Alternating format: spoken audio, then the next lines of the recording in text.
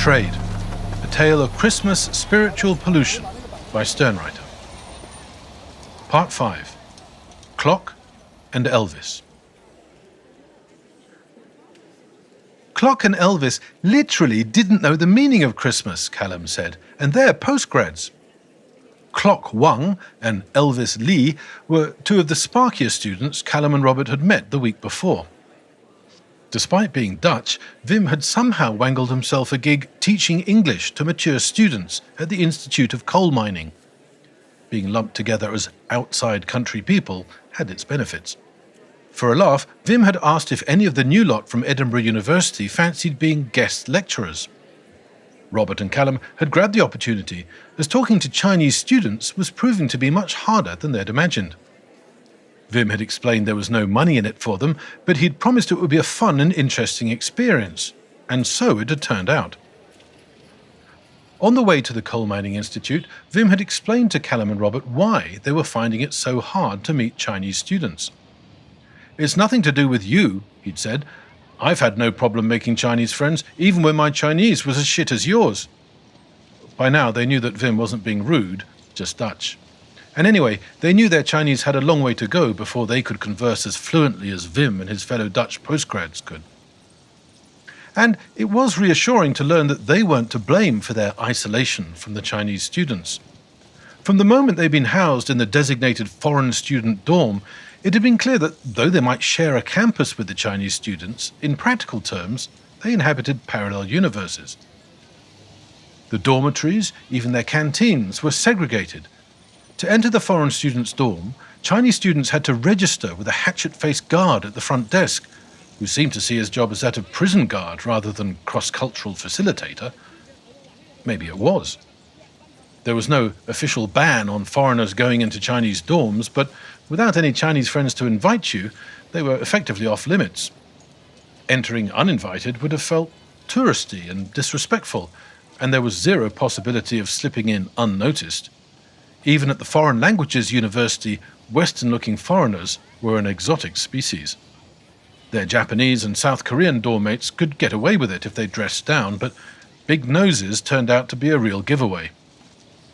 The students might not gather in 5 deep crowds, as happened if you stopped for even a minute on a busy public street, but on campus there was still no such thing as an unobtrusive Lao Wai. Some of the old hands, like Wim, had developed friendships with Chinese students who'd smuggled their foreign friends into their dorms for drinking parties. Wim had told them the dorms used by Chinese students were built to exactly the same design as the foreign ones, but instead of the single bed the Lao Wai had to themselves, each Chinese room contained 8 bunk beds. "When I first came here 3 years ago, it was 12 to a room," Wim had told them, before he'd sweet-talked the guard at the entrance to the Coal Mining Institute into letting his guests in. The guard looked confused and, having no reason to say no, just waved them through. Wim guided Calum and Robert through the cold, bare corridors leading to the classroom. "In the Chinese dorms, no hot water ever. Intermittent cold water," he told them. Wim, who was an adventurous eater, had said he wouldn't give the food from the Chinese students' canteen to his dog, and this was one of China's top universities in the national capital.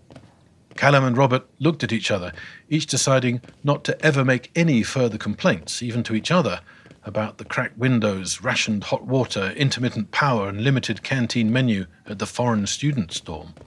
No wonder some of the Chinese students sometimes muttered some of those less complimentary terms for foreigner, big nose and foreign devils, when they passed.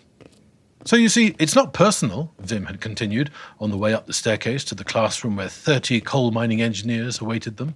"You see, there's a power struggle taking place at the highest levels of Chinese government, and you're just feeling the distant ripples." This was the kind of talk that made Calum and Robert feel really naive. Deng Xiaoping and his fellow reformers had still not completely wrested control of the billion-strong nation from the remnant Cultural Revolution diehards, Wim had explained, and had to throw them the odd bone. That's when Wim had taught them a new phrase, 精神污染, or spiritual pollution. This, he explained, was the name of the political campaign that was code for "Don't trust anything foreign." That had only just started before they arrived in September. 精神污染, spiritual pollution. Robert rolled the phrase around his mouth, as if tasting a fine wine, and tried it out. "Stop whinging about the pork and cabbage on the canteen menu, you capitalist running dog," he said to Calum. "You're polluting my spirit. Spare me your big-nose contagion." As Vim had introduced them to the rows of Chinese coal miners, Calum and Robert suddenly realized how unusual it was, even after 3 months, to have this chance to practice their classroom Chinese with real Chinese people. Sure, they'd exchange words with the red-faced serving staff at the canteen, or haggle with the peasants selling vegetables by the roadside, or try to attract the attention of the shop assistants slumped on the glass counters at the No. 5 department store. But these had been the limits of their everyday interactions with ordinary Chinese people, and now they had a name to explain why. 精神污染, spiritual pollution. That was why so few students were prepared to risk being seen talking to a foreigner in public. By now, Vim had finished his introductions, and everyone was now looking expectantly at the guest lecturers. Calum and Robert launched into their halting self-introductions. Their Chinese was improving rapidly, but Calum, Robert, and the other second-year classmates were still limited by their childish capacity to express themselves. They switched rapidly to English, as this was, after all, what they were supposed to be there for. Watching as Vim intervened every now and then to explain something, Calum and Robert were once again in awe of his command of the language, but they also knew that even fluent speakers like Vim faced what they called performing monkey syndrome. These educated coal engineers weren't too bad, but most Chinese were so dumbstruck at actually encountering a flesh-and-blood Lao Wai, they barely registered the noises coming from their mouths. Those that did eventually engage in conversation were usually more interested in asking questions, usually about how much things cost, than engaging in what Calum and Robert considered normal conversation. They had already endured hundreds of questionnaires about the price of everything from cabbage to university fees, and the novelty had long worn off. The class was pretty unresponsive in general, but Clock and Elvis stood out. They were engaged, funny, observant, quick to learn, and happy to raise their hands when no one else did.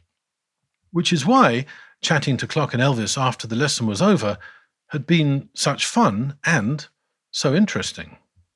The classroom environment provided protection from accusations of spiritual pollution, but Clock and Elvis didn't seem too bothered by such things anyway. They quickly got past the performing monkey stage, and between Calum and Robert's still kindergarten Chinese and Clock and Elvis's book-learned English, they'd actually managed to have something akin to a normal conversation. Clock and Elvis had asked them about coal mining in England. Robert had attempted to relay the ongoing struggle between Mrs. Thatcher and the miners, and immediately regretted it. As soon as he'd embarked on it, he realized he lacked almost all the necessary vocabulary. Looking up trade union in a Chinese dictionary turned out only to confuse matters further, as they had very different functions in Britain and the People's Republic of China. Calum's patient explanation of the difference between England, Scotland, and Great Britain, on the other hand, was quite fluent by now. He duly deployed it when Elvis asked him if there was any coal mining in his part of England. Calum delivered his usual meticulous delineation of the distinctions between Yingguo, England, Sugalan, Scotland, and Bouliedian, Great Britain, which as usual was received with comprehensive incomprehension. At least they thought they'd managed to get to the bottom of Clock and Elvis's English names. Clock had simply looked up the English word for his Chinese name in the dictionary.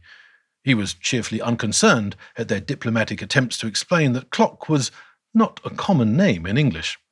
Elvis's name had been the whim of a previous foreign tutor who had assigned the entire class English names.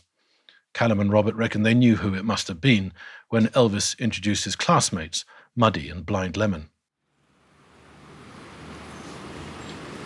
After these pleasantries, their conversation had gone deeply weird. As they approached the bus stop, still in lockstep, Calum and Robert tried to reconstruct the conversation and compare their understandings of what the two Chinese students had actually said.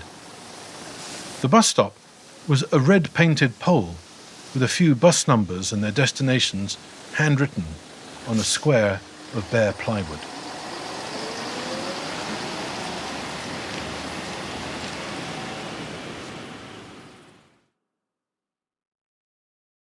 In Part 6, The Bus Stop, we get to the crux of the story. The series was written, narrated, and produced by SternWriter. Audio production by Samuel Wain. The Truth Lies in Bedtime Stories is a See-Through News production. See-Through News is a not-for-profit social media network with the goal of speeding up carbon drawdown by helping the inactive become active. For more, visit seethroughnews.org. Thank you for listening.